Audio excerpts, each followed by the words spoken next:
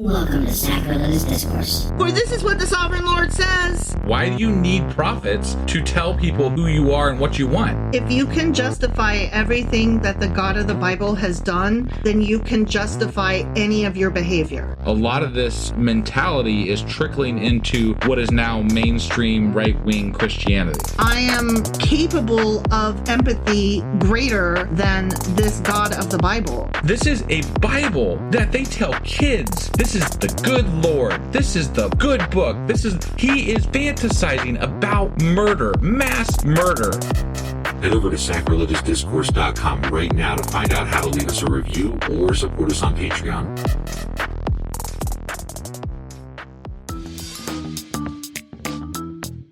Hey there, sinners and saints. It's your favorite Bible-bashing duo from Sacrilegious Discourse, and we need your help. That's right, folks. We're raising funds for some heavenly equipment and a studio that doesn't sound like it's in the depths of hell. Our current setup, let's just say it's more apocalypse than audiophile. So if you want to hear us dissect the Bible without the background noise of demonic squirrels, chip in a few bucks. We're aiming for $5,000 to upgrade our audio and build a studio worthy of blasphemous banter. Donate today and help us spread the good word of atheism. You can find a link right on our homepage, sacrilegiousdiscourse.com. Every dollar counts. Even if it's from your collection plate.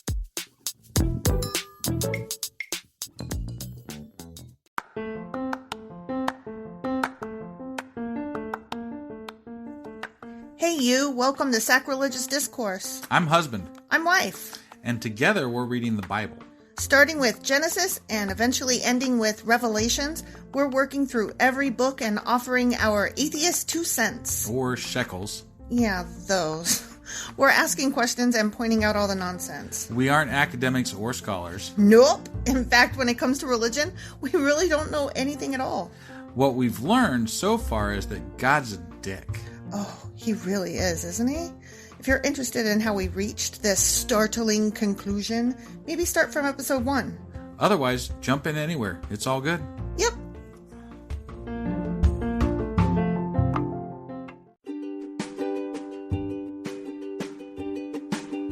Hey wife, did you know that Anchor is sponsoring our show? Really? Don't we use Anchor to distribute our podcast on Spotify and Apple Podcasts? Yeah, and we are on just about every other platform available as well, thanks to them. Why do we use Anchor as our podcasting service? Well, they make editing and distributing our show a breeze. What if one of our listeners wants to start their own podcast? Then they should head over to anchor.fm or download the app to get started. Awesome! You guys should go do that right now!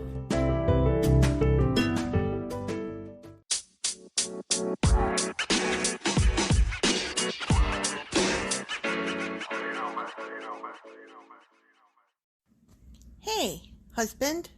Hey, wife. We are doing a Q&A. Yes, we are.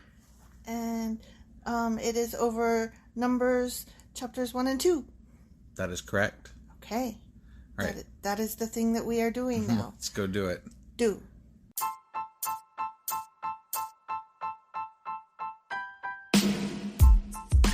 Hey, wife. Yes, husband. Did you know that we are now on Patreon? Yes, because you told me, but also, no, tell me more.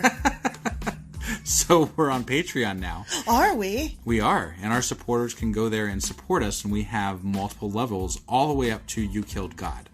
That sounds really drastic and escalated quickly-ish. Well, no, there's multiple levels before there, so it escalates on a sliding scale of, cheap to not cheap. Oh. But, we can definitely use any amount, so, any support is always appreciated. So what exactly is Patreon? It's a place where you can show your support for our podcast. And just our podcast? Any podcast or any performer. But, we're the ones that, you're listening to right now. So maybe you should, support us. That'd be awesome. That would be awesome. But we love you anyway. So all you got to do is go to Patreon, look up Sacrilegious Discourse. It's actually patreon.com/Sacrilegious Discourse is our actual main page there. So head on over and send us some love. Yeah. Hey, so, we didn't really have specific questions that I recall. No, because it was a lot of numbers. Yes. Yeah. Being numbers, it was numbery. Right, it was very numbery. But I did pick up a few notes I thought I'd share. Just Okay. for note's sake. Yeah, I read a few things myself just to make sure we had some stuff to talk about. Because it was so Boring? dry and boring. I was felt like I boring. better do a little bit of research just in case. Just in case I came up short? Yeah. Oh, Faith and your wife, eh? Well, we are doing this podcast at, what time is it? Yeah. 20 till midnight, the Okay. night before it's due to come out. Yeah. Shut up. Okay. Just thought I'd point that out. Okay, so anyways, carrying on. First of all, I thought this was interesting. Exodus was about them leaving Egypt, right? Yes. And so that book covered an entire year. Did you know that? Of the 40 years? No, just before they even left, it covered 1 year. Period. Oh, okay. All right. It was a year. Got it. That book covered So, like, a year. the plagues and all that stuff, that was 1 year? Yeah. Okay. And then Leviticus, which was about all the rules and whatnot. Yeah. Okay, that whole book only covered a month. Oh. Yeah, interesting, right? Well, it kind of ties into what I read, and that's that, Mount Sinai, I thought this whole time was in Israel. But apparently it's not. Oh, where is They're it? actually in the desert. Oh. And they're making their trip to Israel. Oh, yeah. So, That I knew. that kind of explains why they were building up the numbers and stuff. Yeah. Yeah. They're marching to their promised land. Got it. So, the book of Numbers, it takes more than 38 years. Well, that yeah. whole book covers 38 years. It's the trip. Right. But I thought that was interesting that, like, each of these books, you can't compare one to another. They're so, like, nothing about them is the same. Yeah, yeah. Well, I mean, technically, I just wanted to clarify something. You know how the other day when I told you that it was a 5-day and something trip or whatever? Yeah. Well, then I said 8 hours before that. That was the drive time. When I changed it to walking time, it is 5 days and some amount of hours to get to Israel from Cairo, Egypt. But it took them 40 years. 40 years. That is a lot. I'm really kind of interested what the hell happened well, for 38 years. I could tell you a little bit about the why. Okay. Or why it's postulated that this happens. Because the Israelites were assholes and God hated them? Yeah, well, I mean, we talked about that before in one of our Q&As that, God kept punishing them and, they kept breaking rules, so God kept, like, steering them wrong. It's just, that's a lot of punishment. That is a lot of punishment. But here's another reason that I found interesting. When they left Egypt, they left as slaves, right? Right. And they were beaten down people. They had been for generations. And they had everything chosen for them and demanded of them, right? Sure. So basically they were weak-ish, right? Mm-hmm. So when they left, part of the reason that God hypothetically wanted them to travel across the desert was in order to become his chosen people. So yes, they were his chosen people, but he wanted them to strengthen themselves to bear that title. I see. So the task itself was part of becoming the chosen people. Right. Okay. Exactly. Got it. So I thought that was an interesting way of looking at it. Yeah. It's kind of the every bad thing that happens to you was meant to be. Yeah, I'm still looking at the 5 days and then the 40 years, and Yeah. I'm thinking That's just bad math. that's a lot of bad. Yeah, exactly. Here's another interesting little tidbit I picked up. Okay. In Hebrew, the book of Numbers is not called the book of Numbers. I saw this too. It's called In the Wilderness. Yeah. Isn't that cool? Yeah, that is pretty cool actually. Like, that makes total sense. Right, I like that better because I honestly didn't like the numbers. Yeah. me I'm too. like, I don't need numbers. Yeah, numbers are boring. But I did read something else. What is that? And that was, so I was looking at this from the perspective of somebody that was, believes in God and whatever. And so part of the numbers aspect of it is planning, right? They're planning. Yeah. And so like they were saying that the act of planning shows that you are doing your best for God. Right. You are doing God's work by planning and making sure that this is going to work out. Yeah, I read that too, that it was a show of faith. Yeah, yeah. That they were setting forth together in an organized fashion and putting their plan into action. Right. Which, yeah. It would take a lot of fucking faith for me to stay in the desert for 40 fucking years when it was a 5-day trip. I mean, honestly, like 2 weeks and I'm out. No shit. I'm like, which way's Cairo?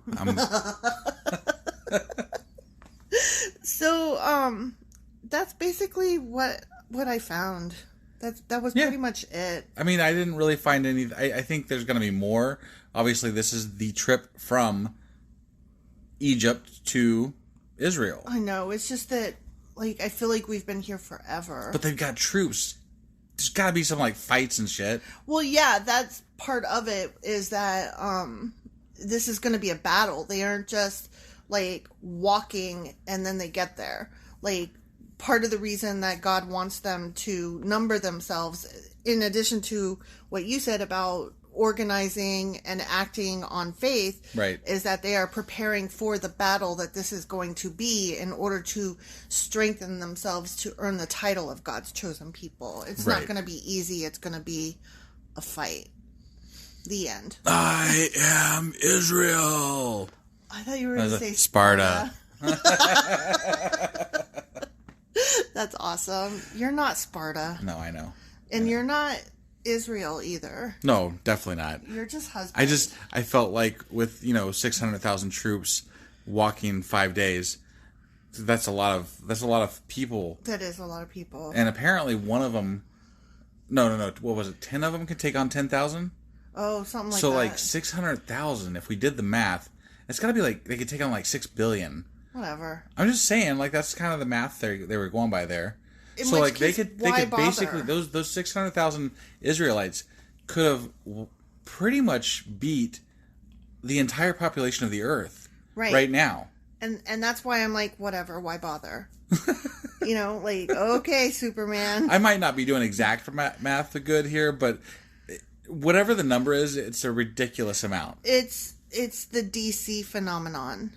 The DC phenomenon? Yeah, characters from DC are so fucking miraculous and angelic and perfect. And what about Batman? Flawless.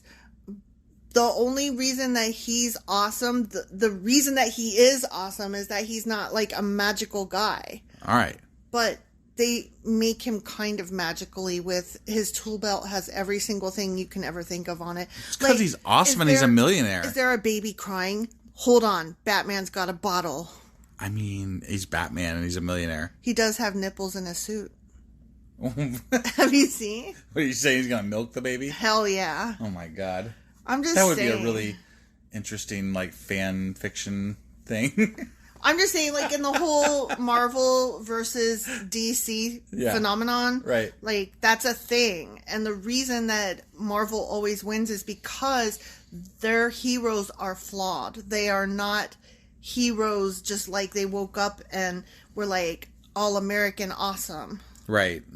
Except for maybe, like, almost Captain America. But even he I said almost. Right.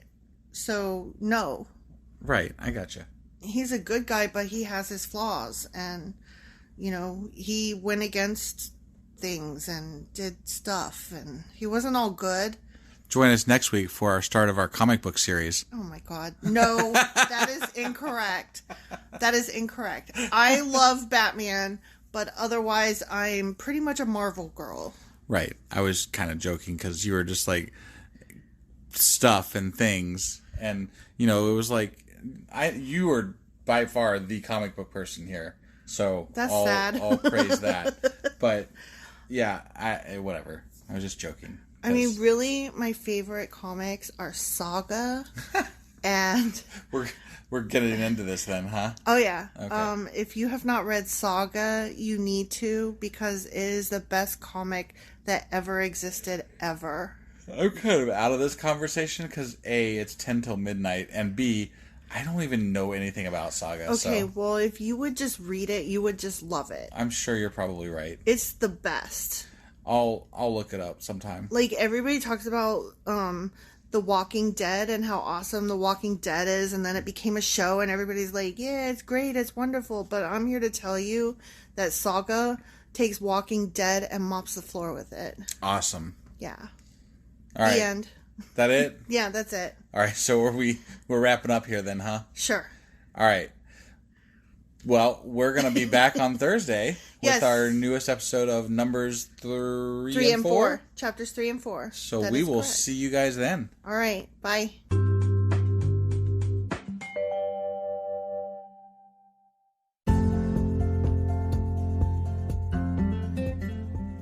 So that ends this week's Q&A. If you have questions, answers, or comments, please email them to us by next Sunday, 5 p.m. Eastern, to be included in next Tuesday's Q&A episode. Awesome. See ya. Bye.